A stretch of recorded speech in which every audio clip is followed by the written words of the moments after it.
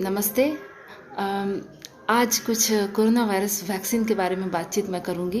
जहाँ तक मैं देख रही हूँ कि अभी का सबसे बहुचर्चित टॉपिक यही है और लोगों के मन में डर, क्वेश्चंस, क्वेरीज, आशंकाएं सब कुछ हैं। तो अगर मैं मेरे स्तर पे कुछ सॉल्व कर सकूं आपकी क्वेरीज तो मुझे लगा ये ठीक रहेगा।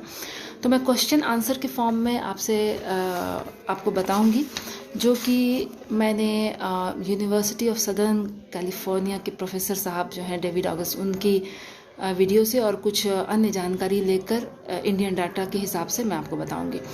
तो सबसे पहला क्वेश्चन, कई तरह की कोरोना वैक्सीन आई हैं, मैं कौन सा लूँ? मैं ये लूँ, वो लूँ या मैं सारे लूँ? तो इसका आंसर ये है कि आपको जो सबसे पहले मिल रहा है आप वो ले लें, क्योंकि जितनी जल्दी उतना अच्छा, उतनी जल्दी आपकी इम्यूनिटी बनेगी और हम हर्ड इम्यूनिटी को अचीव कर पाएंगे। पोटेंसी के मामले में सारे वैक्सीन्स आपको सीरियस इलनेस से बचाएंगे। आप प्रतिशत पे ना जाएं कि ये इतना प्रतिशत, वो इतना प्रतिशत। सारे वैक्सीन्स आपको जो है वो गंभीर कॉम्प्लिकेशंस से आपको बचाएंगे। तो जो पहले मिल रहा है आप वो लें। वैक्सीन लेने के बाद क्या मैं फ्रीली ट्रैवल कर सकता हूँ बिना मास्क के, या फिर जिस तरह से हम कोरोना काल से पहले रहते थे? आंसर है नहीं। आपको अभी भी मास्क वगैरह का प्रयोग करना पड़ेगा और प्रिकॉशंस रहना पड़ेगा, जब तक कि डाटा ये नहीं कह देते कि ये वायरस का प्रेवलेंस जो है वो एक हद तक लिमिट हो चुका है। क्योंकि वैक्सीन लेने के बाद भी आपको थोड़े बहुत नाक बहना, छींक वगैरह हो सकती है और आप वायरस उन लोगों को ट्रांसमिट कर सकते हैं जो अभी भी बीमार है, जिन्होंने अभी भी वैक्सीन नहीं ली है, और कॉम्प्लिकेशंस बढ़ा सकते हैं। हमारा अनुमान है कि गर्मी की शुरुआत तक जो है आंकड़े बिल्कुल ही डिक्लाइन हो जाएंगे। यहाँ पर एक और रिक्वेस्ट है कि कृपया आप सुनी सुनाई बातों पर ना जाएं। मैंने पहले भी कहा है, आप WHO को साइट से और किसी डॉक्टर से आप ये पता कर सकते हैं कि प्रेवलेंस अभी कितना है, और इंडिया में अभी भी काफ़ी तेज़ी से ये फैल रहा है। इसीलिए लोगों को कहने पर ना जाएं, एक उचित साइट से चेक करके ही इस मामले की तह तक पहुँचे। अगर किसी को कोरोना हो चुका है तो क्या उसे ये वैक्सीन लेना चाहिए? आंसर है हाँ, क्योंकि कोरोना होने के बाद कोरोना के अगेंस्ट स्पेसिफिक एंटीबॉडी कितनी है ये नहीं पता। आप वैक्सीन लेने के बाद कोरोना के अगेंस्ट स्पेसिफिक एंटीबॉडीज़ प्राप्त कर पाएंगे। इसीलिए हाँ, अगर आपको कोरोना होकर भी गया है तो भी आप वैक्सीन लेंगे। अगर मुझे कोई एलर्जी है या मुझे कोई बीमारी है जिसकी दवा मैं खा रहा हूँ तो मैं वैक्सीन कैसे लूँ? ये गलत है। आपको अगर कोई भी मेडिसिन ले रहे हैं या एलर्जी है तो भी आप ये वैक्सीन ले सकते हैं, क्योंकि अभी तक कोई इंटरेक्शन की रिपोर्ट नहीं आई है। हालांकि मेरी सलाह रहेगी कि एक बार आप डॉक्टर से बातचीत करके इसको डबल कंफर्म कर सकते हैं कि आपको किस तरीके की और कितनी सीवियर एलर्जी है। अगर किसी को पास्ट काल में अगर किसी को भयानक एलर्जिक रिएक्शन हुआ है जिससे कि उसकी जान जाने लगी, तो कृपया एक बार डॉक्टर से ज़रूर उनको बताएं, उनसे सलाह कर लें। छोटी मोटी एलर्जी में ये वैक्सीन कॉन्ट्राइंडिकेटेड नहीं है।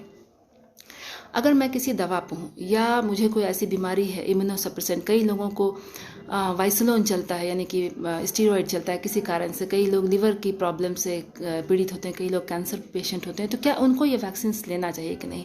इसका जवाब है बिल्कुल लेना चाहिए, क्योंकि इनमें से कोई भी वैक्सीन लाइव वायरस वैक्सीन नहीं है। इसीलिए आपको ये लेना चाहिए। अगला बहुत ही इंटरेस्टिंग क्वेश्चन, बच्चों और गर्भवती महिलाओं को ये वैक्सीन दिया जा सकता है या नहीं, माफ़ कीजिएगा। तो इसका आंसर है कि अभी तक ट्रायल ने इसकी सेफ्टी बच्चों में और गर्भवती महिलाओं में बिल्कुल भी स्थापित नहीं की है, इसलिए इसका जवाब देना मुश्किल है। अभी फ़िलहाल हमारा टारगेट है जितने भी स्वास्थ्य कर्मी हैं, जितने भी बुज़ुर्ग हैं या जो भी सीवियर इलनेस से सफ़र कर रहे हैं, उनको हम पहले देंगे। तब तक बच्चों और गर्भवती महिलाओं पर भी ट्रायल आ जाएगा तो फिर हम उनको दे सकते हैं, क्योंकि जैसा कि हम जानते हैं कि बच्चे एज सच उनके लिए खतरा नहीं है, वो वायरस कैरी करते हैं, लेकिन बच्चों में डेथ काफ़ी कम बताया गया। गर्भवती महिलाएं, रिपोर्ट्स अभी भी इसकी पुष्टि नहीं करता कि उनमें सेफ है कि नहीं। तो इस क्वेश्चन का आंसर है कि अभी उनका लेना उचित नहीं रहेगा। अगला क्वेश्चन, वैक्सीन लेने के बाद मुझे क्या क्या हो सकता है? वैक्सीन लेने के बाद आपको थोड़ी सी अगले 24 से 48 घंटे आपको रैश हो सकती है, आपको थकावट महसूस हो सकता है, आपको वहाँ दर्द हो सकता है। इससे कोई घबराना नहीं है। इसका मतलब है कि आपका शरीर उचित रिएक्शन दे रहा है इस वैक्सीन के लिए। आप अगर ज़्यादा घबराएं तो अपने डॉक्टर से संपर्क कर सकते हैं। कई एंटी ड्रग्स इसके हैं, जैसे कि टाइलिनॉल, लेकिन आप इस पे ज़्यादा रिसर्च ना करें, आप डॉक्टर से संपर्क करें। हम डॉक्टर्स को टाइम टू टाइम ये जानकारी मिलती रहती है कि कौन से वैक्सीन से रिएक्शन आने पर किस तरह की उसकी प्राथमिक उपचार करनी चाहिए, तो आप उनसे संपर्क करें। वैक्सीन लेने के बाद हमें प्रोटेक्शन कब आएगा और कितने दिन रहेगा, बहुत ही इंपॉर्टेंट क्वेश्चन है और इसको ज़रा ध्यान से सुनिएगा। वैक्सीन्स जो हैं वो मोस्ट ऑफ देम जो है वो 2 डोजेज़ में दिए जाएंगे, कोई 21 दिन के अंतराल पर, मॉडर्ना जो है 28 दिन के अंतराल पर।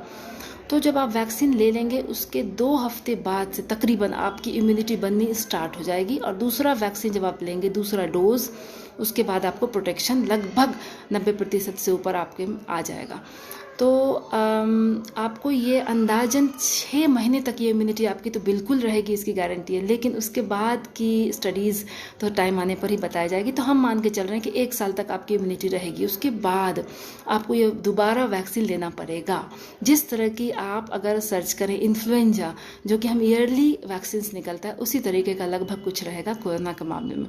तो ये समझ लें लाइफ लॉन्ग इम्यूनिटी नहीं है, लेकिन जैसा कि हमने कहा इस फेज़ में हर्ड इम्यूनिटी लेने के लिए सबको ये वैक्सीन लेना पड़ेगा।